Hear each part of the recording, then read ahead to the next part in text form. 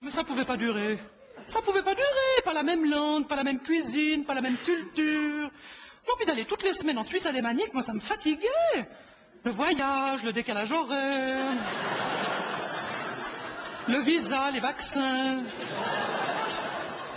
Surtout qu'à l'époque, je vivais encore à Paris. Et vous savez qu'à Paris, ils les aiment pas tellement non plus, les Suisses allemands. Non, je dis ça parce qu'il y a 2 ans, j'ai passé 6 mois à Paris.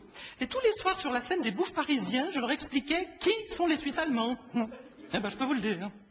Avant le spectacle, ils en avaient jamais entendu parler. Je leur en ai parlé. Eh ben, ils veulent plus en entendre parler. Je donnais au public parisien chaque soir une petite leçon de géographie suisse. Est-ce que vous voulez que je vous la donne? Oui, alors écoutez, pour ça c'est très simple. Il vous suffit simplement d'imaginer pendant quelques instants que vous êtes parisien. D'accord? Vous êtes tous français. Rassurez-vous, c'est seulement pour 5 minutes. Ça? Bien. Comme vous pouvez le voir sur cette carte, la Suisse, die Schweiz, est composée de 4 régions linguistiques et principalement 2. Nous avons tout d'abord ici en bleu la Suisse romande, là où on parle français, c'est-à-dire les gens normaux. Et puis nous avons la Suisse alémanique, la Suisse primitive, qui est habitée principalement par les Suisses allemands que nous appelons, pour simplifier, les Bourbines. La Suisse romande, donc la Suisse française, possède une frontière au nord avec la France et une au sud avec l'Italie. 2 pays latins qui ont sur nous une excellente influence. En revanche,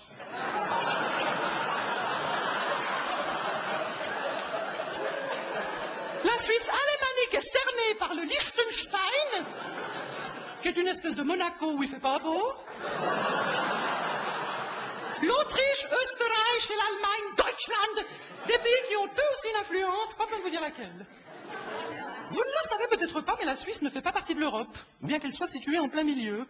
Et vous savez pourquoi? Parce qu'à chaque référendum, les Romans votent oui, alors que les Bourbines disent nein. Nein. Alors attention, ce n'est pas de l'allemand. Hein. Non, les Bourbines parlent une langue que personne ne comprend à part eux. Ça s'appelle le suisse allemand. C'est un peu comme de l'allemand, mais craché. Le Schweizerdeutsch. C'est joli, hein, Schweizerdeutsch. En allemand, on dirait Schweizerdeutsch. Non, mais eux, ils disent Schweizerdeutsch. Faut qu'ils salissent tout. Tiens, par exemple, avec un koala, ça devient une koala. Une caméra, c'est une caméra. Ils disent pas quoi, ils disent cra. Alors quand ils commandent un Coca-Cola, je vous raconte pas. Mais d'ailleurs, ils nous changent même le nom de nos villes. Ah oui, Genève, c'est Genf. Morat, c'est Murten. Soleure, c'est Solothurn. Donc alors le pompon. Le pompon, c'est Porrentruy qui, chez eux, se dit Pruntrut. Pruntrut, franchement. Non mais vous imaginez le traumatisme que ça représente pour un enfant? T'habites où? J'habite à Pruntrut.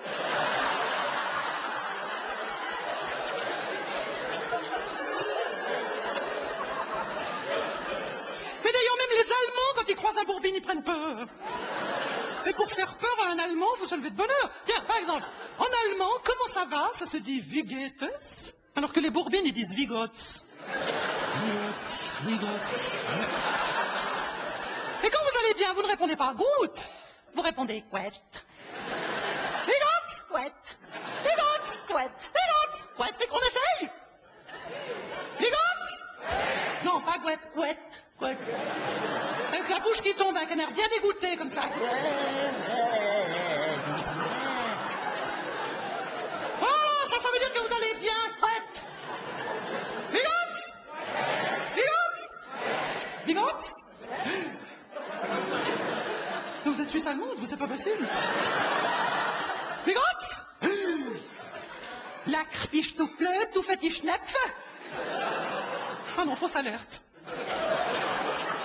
Non, mais c'est bon, on ne sait jamais. Y a-t-il un Suisse allemand dans la salle? Non, parce qu'on demande toujours s'il y a un médecin. Mais jamais personne passe à demander s'il y a un malade. Y a pas de Suisse allemand ce soir? C'est pas possible. Ah, où? Ah là! Allô? Bigote? C'est une vraie, c'est une vraie, c'est une vraie. Comment vous appelez-vous? Cornelia. Cornelia! C'est définitivement une vraie. Dites-moi, Cornelia, d'où est-ce que vous venez? Quelle est votre origine? Lausanne. Dis donc, c'est gentil d'être venu si loin pour me voir. Mais rassurez-nous, Cornelia, vous êtes à Lausanne juste pour le spectacle, après vous rentrez chez vous, vous quittez la Suisse romande. Bon voyage!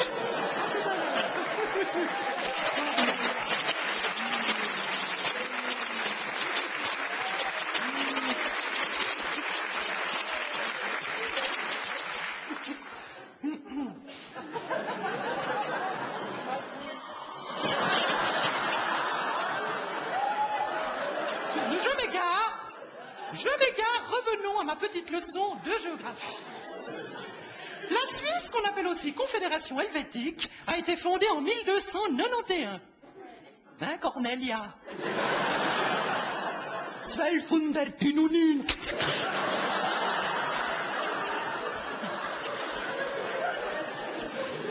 Contrairement aux idées reçues, la capitale de la Suisse n'est pas Genève, ni Zurich, mais la ville de Berne.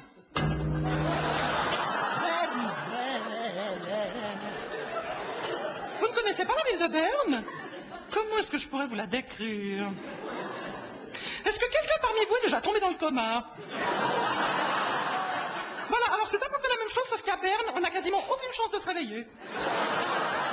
D'où l'expression « mettre le drapeau en Berne ». Alors attention, Berne est uniquement la capitale politique de la Suisse. Non, parce que nous avons une capitale économique, Zurich, une capitale diplomatique, Genève, et une capitale anatomique, Gland. C'est là que j'habite, à Gland, sur les bords du lac Léman. Parfaitement Gland, je vois rien de drôle. Mais en France, vous avez bien un village qui s'appelle Mon Cul. C'est pas vrai? D'ailleurs, moi je pense qu'on devrait jumeler Gland avec Mon Cul.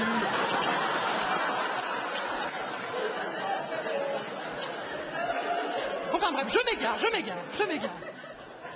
Zurich est la plus grande ville de Suisse, avec plus d'1,5 million d'abrutis, d'habitants. Mais ça, c'est seulement si on compte la banlieue. Hein? Atticone, Dieticone, Efreticone, Eurlicone, Pfafficone, Zolicone. Ah, ça, elles sont nombreuses dans la région. Et puis alors, au milieu, ici, il y a ce que nous appelons Röstigrape, la barrière de Rösti.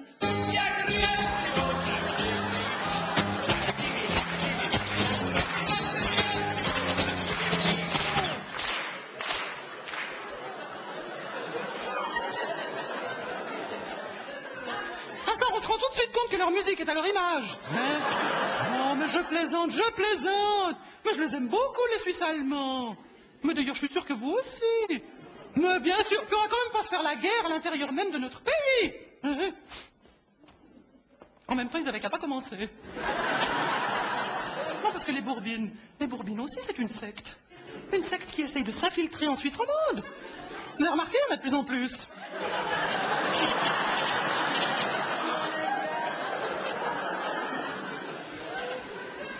Alors ils viennent chez nous, ils nous disent qu'on est fainéants, qu'on ne sait pas travailler, qu'on pense qu'à rigoler. Oh, mais ils sont chiants. Les Bourbines, c'est les chiantologues. Mais évidemment, nous on passe le samedi, le dimanche, on s'amuse, on sort, on fait la fête. Alors qu'eux passent leur dimanche à pousser, à panosser, à... Ah, la panosse, voilà quelque chose qu'ils ne connaissent pas non plus à Paris, la panosse. Non, chez eux, on doit dire une serpillière.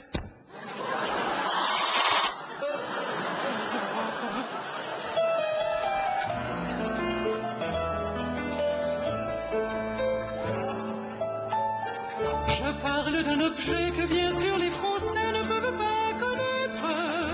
On s'en sert ça et là, après la bombe ou là pour laver les fenêtres. Et du sol au plafond, c'est cet humble chiffon qui nettoie la cuisine.